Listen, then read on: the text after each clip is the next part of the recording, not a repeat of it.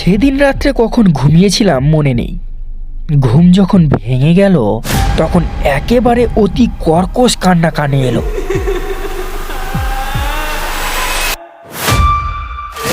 তারপর একটি ছোট ছেলের করুণ কাতরানি, অনেকটা অনেকটা দূরে একটা চাপা আওয়াজ। আমার মাথার চুল খাড়া হয়ে উঠল।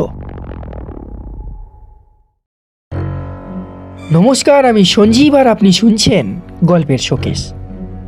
গল্পের শোকেসে আজকে আপনার জন্য থাকছে একটি রহস্যময় ভূতের গল্প। আজকে আপনার জন্য গল্প ভবানী মুখোপাধ্যায়ের লেখা সিংহগড়ের ভূত। গল্প পাঠে এবং গল্পের সূত্রধার আমি সঞ্জীব। গল্পের অন্যান্য চরিত্রে সুমিতা এবং সঞ্জীব। শুরু হচ্ছে সিংহগড়ের ভূত। সেই শেষ পর্যন্ত মধুপুরী ঠিক হলো, অথচ আজ 4 মাস ধরে শুনে আসছি হিল্লি দিল্লি হরিদ্বার কত কি। মেজ মামার কোন বন্ধুর নাকি বিরাট প্রাসাদ আছে মধুপুরে, 18 বিঘা শুধু কম্পাউন্ডটা, পুরোনো আমলের বাড়ি। বাড়ি তো নয়, যেন একটা কেল্লা। ওরা অনেক মামলা মোকদ্দমা করে এই সেদিন বাড়িটার অধিকার পেয়েছে। বাড়ি বতে মালি আছে অনেকগুলো, তারাই তদারক করে। মেজ মামা যদিও অনেকবার মধুপুরে গেছেন, সিংহগড়ের রাজাদের কেল্লা বাড়ির কথাও বলেছেন, তবু সে বাড়ি কখনো দেখেননি। রাজরার ওপর তার তেমন ভক্তি শ্রদ্ধা নেই। এত কথা বলছি তার কারণ এর পরে যেন কেউ বলে না বসে যে আগে থাকতে এ বাড়ির খবর আমার জানা ছিল না, কিংবা মনের অবচেতন কোণে একেবারে শুরু থেকেই ক্রিয়া আরম্ভ হয়েছে। অবশেষে পঞ্চমীর দিন প্রভাতে আমরা মধুপুরের সিংহগড় ভবনে এসে পৌঁছলাম।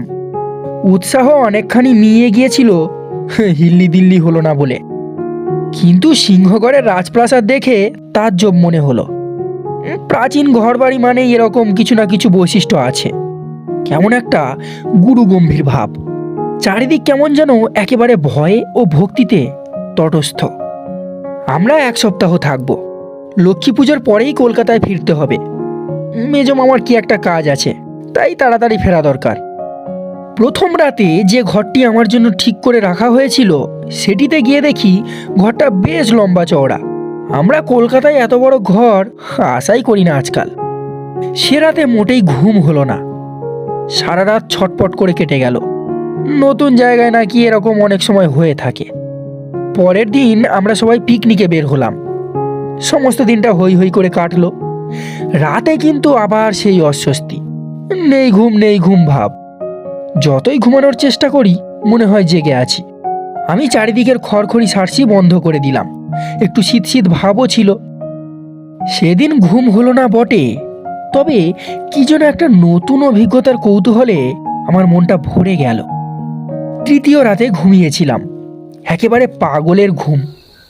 ঘুম যখন ভাঙল তখন বোধহয় রাত 1টা কিংবা 2টো। ভীষণ আতঙ্কের মধ্যে ঘুম ভাঙল। দেখি আমি পাশ বালিশটা বুকের ওপর চাপিয়েছি। সারা অঙ্গ ঘামে ভিজে উঠেছে, আর বুকের ভেতর কে যেন হাতুড়ি পেটাচ্ছে। ভয়ে আতঙ্কের উৎকণ্ঠায় কাঠ হয়ে তেমনি চুপচাপ পড়ে আছি। বুকের ওপর যেন 10 মণি পাথর চাপানো রয়েছে। ঘরের ভেতর কি যেন একটা ঘুরে বেড়াচ্ছে। ঘরময় আলোয় আলো, অথচ কোনো আলো জ্বলছে না। আমি সেইভাবে শুয়ে মিনিট আর সেকেন্ড গুনছি, নিঃশ্বাস বন্ধ করে একরকম মরার মতন পড়ে আছি। অনেক পরে একটু একটু করে আলো ফুটে ওঠে। দূরে কোথায় একটা মুরগি ডেকে উঠল। আমিও রাতের সেই ভয়ঙ্কর মুহূর্তের হাত থেকে ত্রাণ পেলাম।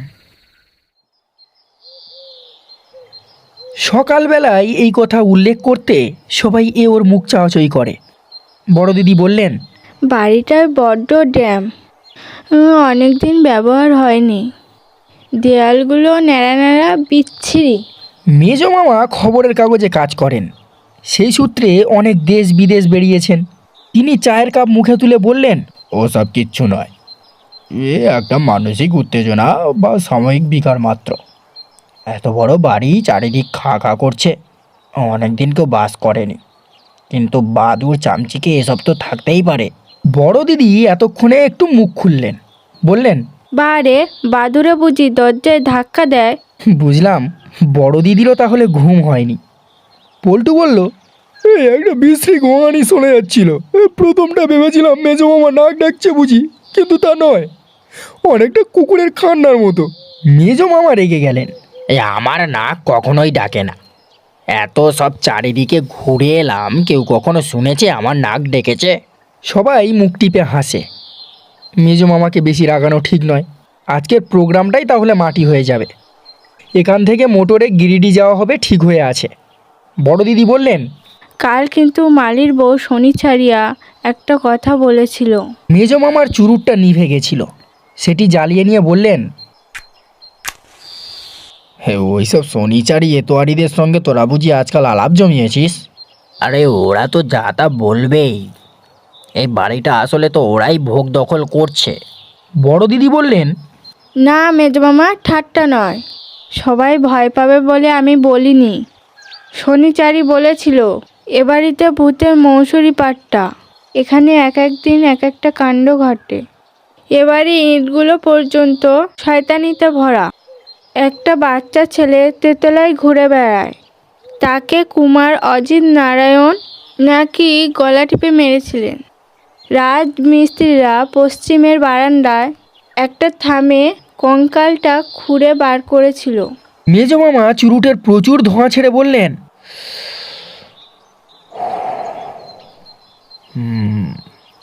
সকালটা বেশ জমেছে। তারপর আর কি কি বাগবাজারি কাণ্ড ঘটে? বড় দিদি বললেন, এই ঘরটাতে ওই ছেলেটার মাকে খুন করেছিলেন কুমার বাহাদুর। মেজো মামা বললেন, একেবারে মা ও ছেলে জোড়া খুন। কুমার অজিত নারায়ণ ছিলেন এখানকার মালিক, আমাদের হৃদয় নারায়ণের ঠাকুরদা। লোকটা অবশ্য একটা আস্ত শয়তান ছিল। বড় দিদি বললেন, শনিচারিয়া বলল ওর স্বামী মিছিলাল শেষ পর্যন্ত এই উৎপাত না সহ্য করতে পেরে আজ 5-6 মাস হলো গলায় দড়ি দিয়েছে ওই পশ্চিমের বারান্দায়। দড়িটার অংশ এখনো ঝুলছে। একটু থেমে বড় দিদি বললেন, শনিচারিয়া ওই দড়িটা আমাকে দেখে কাঁদতে লাগলো। আমার মনে হলো এই বিরাট পুরীর নির্জনতা ওই বুড়ি শনিচারিয়া হয়তো সইতে পারছে না। সে শুধু পড়ে আছে আর কোথাও যাবার নেই বলে। আর এই সব গল্প ওর মনের বিকার। মেজো মামা সমস্ত শুনে একটু গম্ভীর হয়ে গেলেন। অনেকক্ষণ পরে বললেন, তোরা যেন ভয় পাসনি। ভূতের ভয়টাই ভয়ঙ্কর। ভূতটা ভাও। অনেক সময় দেখা যায় যাকে ভূত বলে মনে করছিলাম সেটি আসলে একটি নিংটি ইঁদুর। সবাই আমরা হো হো করে হেসে উঠলাম। সেদিন রাত্রে কখন ঘুমিয়েছিলাম মনে নেই। ঘুম যখন ভেঙে গেল তখন একেবারে অতি কর্কশ কান্না কানে এলো।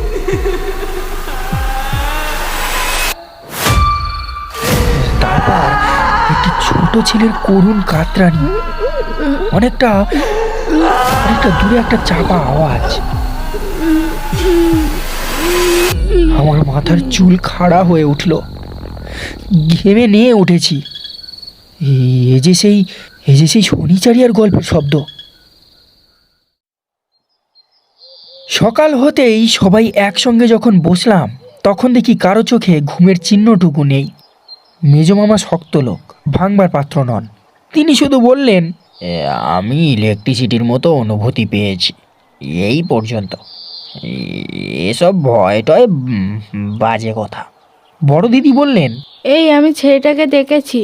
গায়ে একটা ভেলভেটের পোশাক, গলার কাছে সাদা লেসের ফিল দেওয়া, দোর গোড়ায় করুণ মুখ করে দাঁড়িয়েছিল। আমি বললাম, আমি বিকট কান্নার আওয়াজ শুনেছি।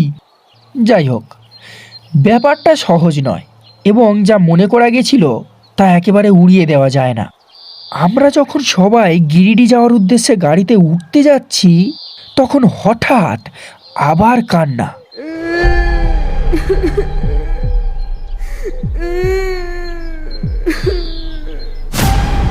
সবাই স্পষ্ট শুনতে পেলাম সেই আওয়াজ, সেই চিৎকার। এবার দিন দুপুরে ছোট ছেলের কান্না সবাই স্পষ্ট শুনতে পেলাম। এই আওয়াজ কিন্তু সিংহগড়ের ভেতর থেকে আসছে না, আসছে শূন্য থেকে। তারপর কাছাকাছি একটা খোলা জানালার ভেতর থেকে অনেকগুলি কণ্ঠস্বর শোনা গেল। মেজ মামা বললেন, ট্রানজিস্টার চালিয়েছে বোধ হয়। বড় দিদি বললেন, কে? সানিচারিয়া? ওর থাকার মধ্যে আছে একটা উনুন আর একটা খাটিয়া। আমি সব দেখেছি। সিংহগড়ের রহস্য কিন্তু রহস্যই রয়ে গেল, কারণ গিরিডি থেকে আমরা ও বাড়িতে আর ফিরে যাইনি। এতক্ষণ শুনছিলেন সিংহগড়ের ভূত। গল্পটি কেমন লাগলো জানান আমাদেরকে কমেন্ট করে। যদি ভালো লাগে তাহলে অবশ্যই বন্ধুদের সঙ্গে গল্পটি শেয়ার করতে ভুলবেন না, এবং গল্পটি শুনে যদি আপনার খারাপ লাগে তাহলে অবশ্যই কমেন্ট বক্সে জানাতে ভুলবেন না। আপনাদের মতামত আমাদের ভুল ত্রুটিকে ধরিয়ে দিতে অনেক সাহায্য করবে। আর হ্যাঁ, আপনি যদি আমাদের চ্যানেলে নতুন হয়ে থাকেন তবে চ্যানেলটি সাবস্ক্রাইব করতে ভুলবেন না। দেখা হবে আবার আপনাদের সঙ্গে আরও একটি নতুন এপিসোডে। ততদিন ভালো থাকুন, সুস্থ থাকুন।